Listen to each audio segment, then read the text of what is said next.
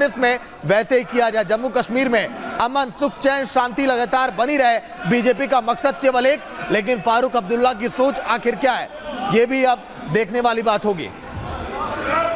तो जिस तरीके से जम्मू कश्मीर विधानसभा में जमकर हंगामा हो रहा है, जमकर विधायकों की ओर से धक्का मुक्की की गई है, और बड़ी बात यहाँ पर यह कि जिस तरीके से प्रस्ताव पेश किया गया उसको लेकर के बीजेपी विधायकों ने इसकी मुखालफत की, विरोध किया और ये कहा कि दरअसल की मुद्दा विधानसभा का है ही नहीं, सिर्फ और सिर्फ उमर अब्दुल्ला की सरकार राजनीति चमकाने के लिए ऐसे प्रस्ताव पेश कर रही है। इसके बाद क्या था, इसके बाद कल भी जमकर हंगामा हुआ, आज भी जमकर हंगामा हुआ। बीजेपी के विधायकों का ये कहना है कि जो विधेयक, जो प्रस्ताव विधानसभा के अंतर्गत आता ही नहीं है, जिस पर सरकार का कोई जोर ही नहीं है, उस प्रस्ताव को पेश करके पास करवा करके आखिर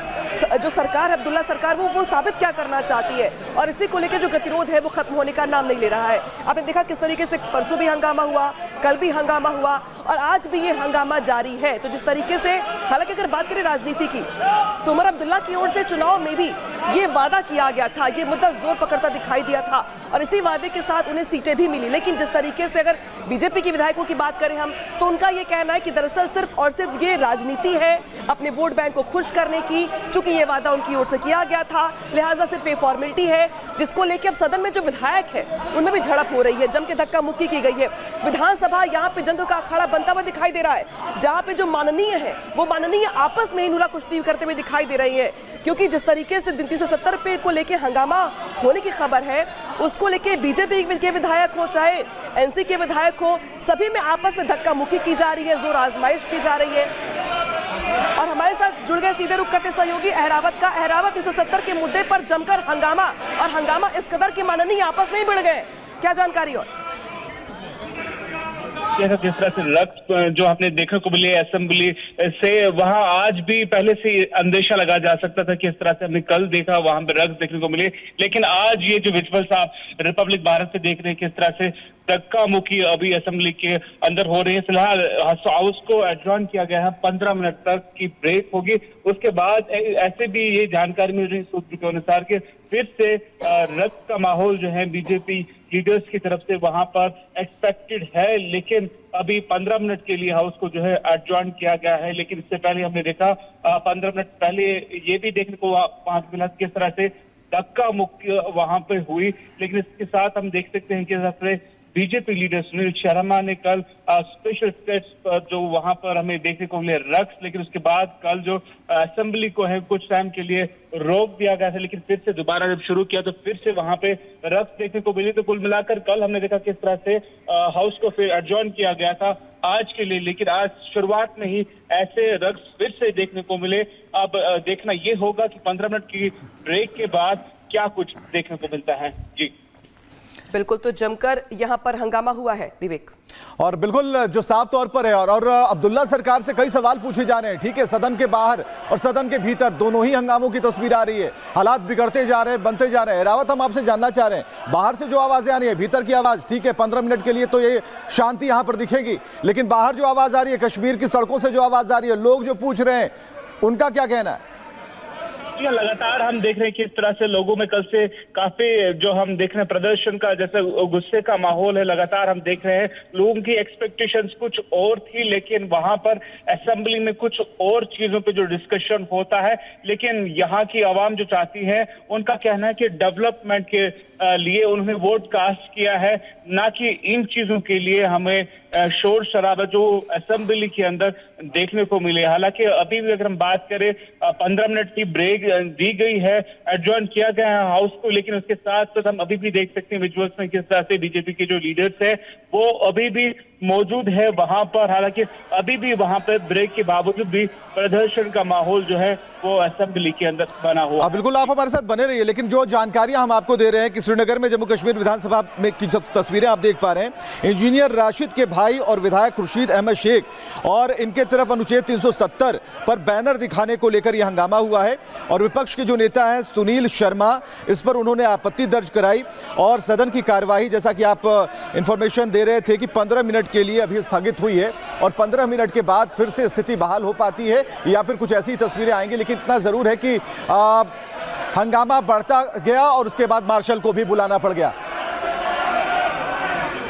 तो ये हंगामे की तस्वीर आप देख पा रहे हैं, जोरदार आवाज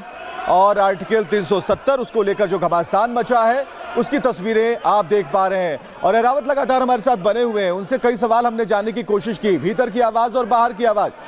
जो आम जनता पूछ रही है उस सवाल को भी हम लेकर चल रहे हैं। सिर्फ एक बैनर दिखाए जाने को लेकर जो विरोध जताया गया विपक्ष के नेता सुनील शर्मा की तरफ से, अहरावत और क्या जानकारियां मिल पा रही हैं?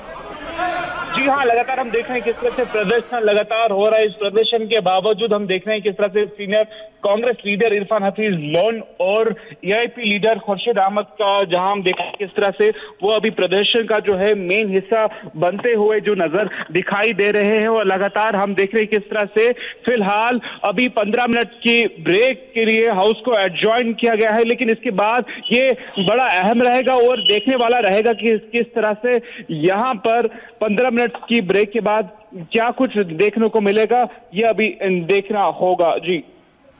लेकिन अहरावत ये बहुत ज्यादा महत्वपूर्ण हो जाता है कि विधानसभा में आमतौर पे मुद्दों को लेकर के आपस में जो मतभेद होते हैं वो होते हैं, लेकिन ये मतभेद इस कदर बढ़ गया कि आपस में धक्का मुक्की इस कदर हो गई कि जो माननीय है वो एक दूसरे के कॉलर पकड़ करके गर्दन पकड़ करके धक्का मुक्की करते हुए दिखाई दे रहे। ये आचरण अपने आप में सवाल खड़े करता है। हालांकि बड़ी बात यहां पर यह कि भारी हंगामे के बाद कार्रवाई को स्थगित करना पड़ा है 15 मिनट के लिए, लेकिन 15 मिनट के बाद जब कार्रवाई शुरू होगी तो क्या हालात कुछ ऐसे ही दिखाई देंगे या फिर अपने आप में जो माननीय को समझ में आएगा कि भाई जो मुद्दे हैं, जो मतभेद है आपस में 370 को लेकर या बाकी अन्य मुद्दों को लेकर, वो ऐसे नहीं सुलझेंगे। वो चर्चा के बाद जो संवैधानिक परंपरा है, जो एक प्रोटोकॉल है, जो कार्रवाई को लेकर प्रोटोकॉल है, उससे ही सुलझेंगे। ऐसे में हाथापाई जो हो रही है यहाँ पे 370 पर उबाल है, बवाल ही बवाल है।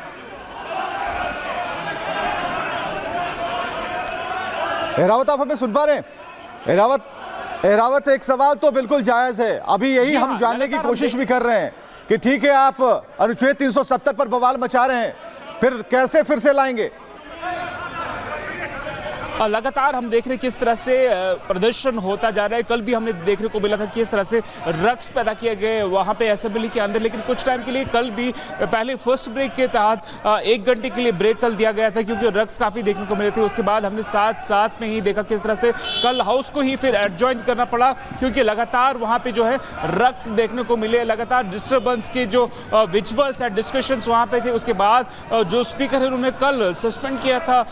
असेंबली को आज के लिए, और आज पहले शुरुआत से ही ऐसे इनपुट्स मिलते थे कि आज फिर से रक्स देखने को मिलेंगे और उसी के साथ ठीक जैसा हम सोचते थे एग्जैक्टली वैसा ही हुआ। और लगातार फिलहाल हाउस को जो है 15 मिनट के लिए ज्वाइन किया गया है, लेकिन अब देखना ये होगा 15 मिनट की ब्रेक के बाद क्या कुछ होता है, क्या ऐसा ही हंगामा देखने को मिलेगा या इससे कोई और भी बड़ा हंगामा हो सकता है। फिर सवाल ये है कि अब्दुल्ला सरकार क्या चीट कर रही है आम जनता को, क्या समझाने की कोशिश कर रही है, क्या ये समझा पा रही है कि कैसे फिर से बहाल होगा?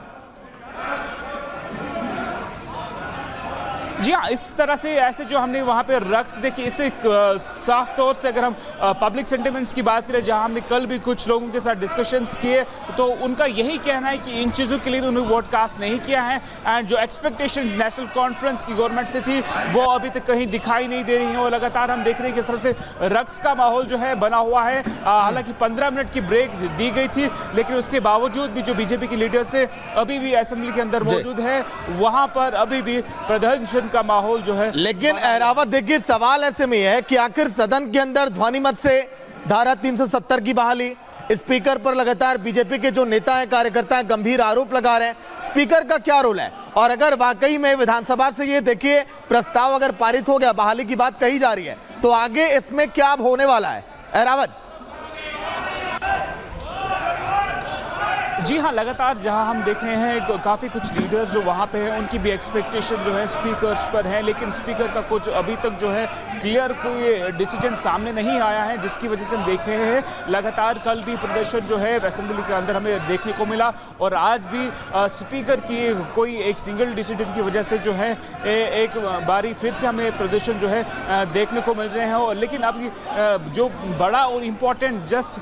10 मिनट के बाद जो है हाउस को फिर से रिज्यूम रिज्यूम किया जाएगा। हालांकि बट एक्सपेक्टेड ऐसा लग रहा है कि जो लोगों की डिमांड्स है वो नेशनल कॉन्फ्रेंस गवर्नमेंट जो है मैच नहीं कर पा रही है। लगातार हम देख रहे हैं किस तरह से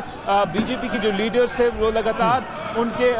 विरुद्ध में जो है प्रदर्शन करते नजर आ रहे हैं। जी लेकिन अहरावत, एक चीज और मैं जानना चाहूंगा, क्योंकि आपने देखा होगा धारा 370 जब से इसे निरस्त किया गया तो लगातार देखिए वहां पर हालात जो है कंट्रोल में थे, आतंकी घटनाओं पर लगाम था। क्या इसकी बहाली के बाद हालात वहां पर फिर से बिगड़ सकते हैं क्या?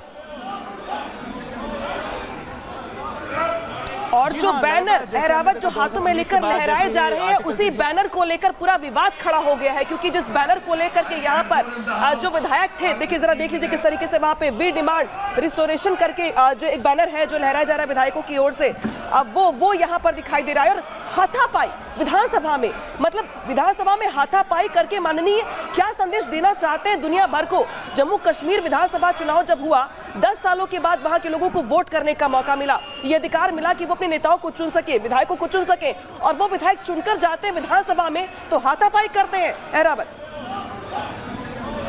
चलिए अहरावत, सवाल वही था आपसे कि आखिर आपने देखा होगा धारा 370 के निरस्त करने के बाद हालात जिस तरह से कंट्रोल में थे तो जम्मू कश्मीर पर क्या फर्क पड़ेगा?